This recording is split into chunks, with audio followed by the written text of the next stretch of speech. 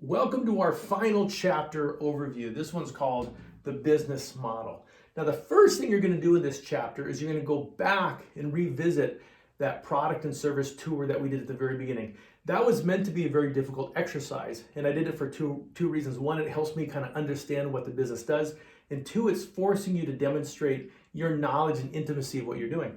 Now that we went through all this course, the Essentials course, you can go in and fill in some of those blank spots.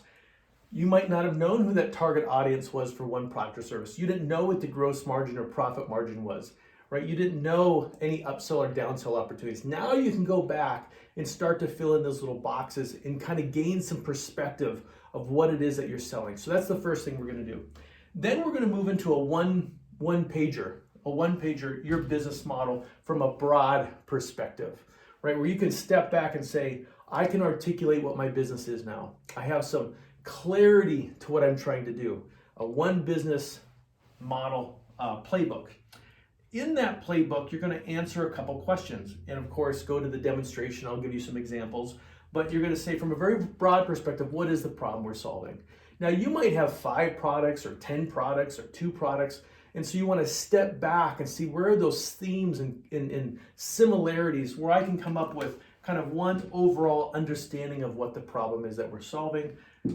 When I step way back, can I theme who that target audience is with some kind of clarity? And then listing, here are the products and services that we sell. And then my favorite part, what is that solution then? Right? That's going to connect back to the problem. What is the benefit and the outcome that people find from the problem? Remember, at the end of the day, business is all about solving problems. And then there's an interesting one here. It's the 10-year target. And sometimes I argue, well, 10 years is too far out in time. Chaos theory will take us in a million directions. But we need to have some kind of direction. Otherwise, we operate like a rudderless ship. We want to have some target of where do I really want to be in 10 years. And that might be a difficult kind of a conversation you have with yourself, but it's going to keep us anchored and moving in a particular direction.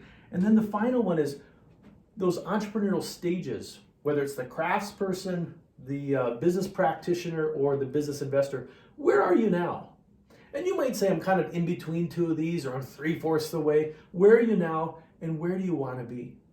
Right? There's nothing right or wrong where you need to be, but where do you want to be? Giving yourself a little bit of goal orientation and direction again.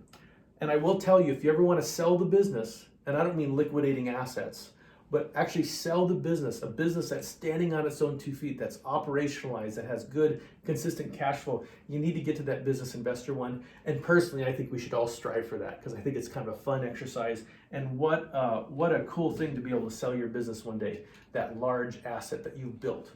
Okay, and then the final part of your one-pager business model, your playbook, is that one-liner that we talked about. When we talked about marketing copy, we're taking parts and pieces of that to come up with a one simple statement that really clearly says, here's the problem that we solve, here is the solution that we provide, and here is the positive outcome. So you're kind of actually taking this piece, and this piece, okay?